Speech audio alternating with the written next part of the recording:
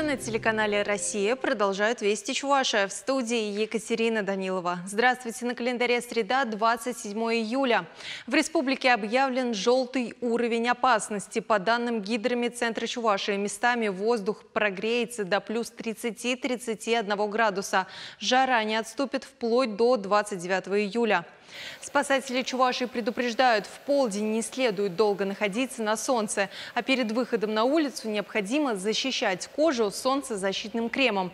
Также не забывайте надевать головной убор, а главное, пейте много чистой воды. И не оставляйте детей и животных одних в машине, ведь раскаленный воздух в салоне может привести к трагическим последствиям.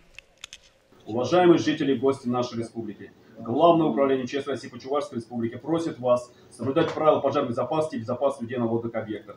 И напоминает, что на территории республики действует особый противопожарный режим. Берегите себя и своих близких.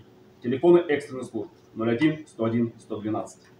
Кстати, из-за жары Волга местами стала изумрудно-зеленой. Это одна из причин. Что еще повлияло на цвет реки и почему от воды исходит неприятный запах? Ситуацию разъяснили в региональном Минприроды.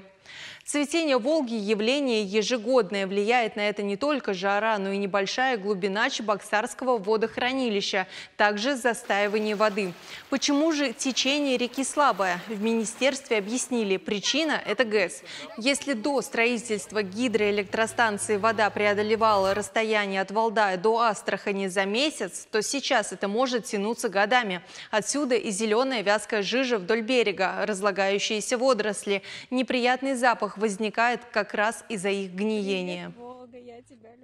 К другим темам Олег Николаев встретился с главой Донецкой Народной Республики Денисом Пушилиным. Стороны обсудили вопросы расширения сотрудничества, восстановления экономики и пострадавшей инфраструктуры Донбасса.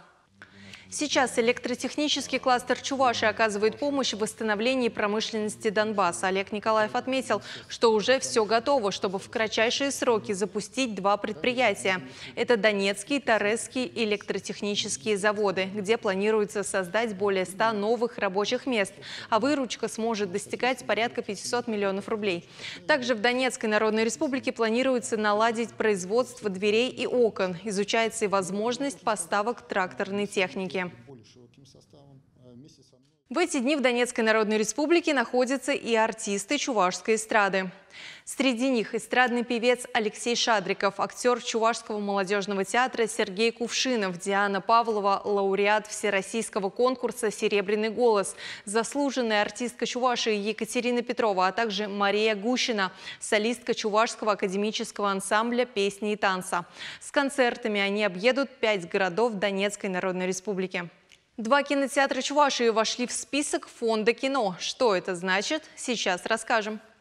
Так, в этом году в рамках нацпроекта культуры кинозал в Шумерлинском ДК «Восход» и кинотеатр «Сейспель» при Театре юного зрителя в Чебоксарах получат субсидии на модернизацию. Каждому учреждению с федерального бюджета выделят по 9 миллионов рублей на оснащение современным цифровым оборудованием. Таковы вести к этому часу. Желаю вам хорошего дня. Оставайтесь на телеканале «Россия».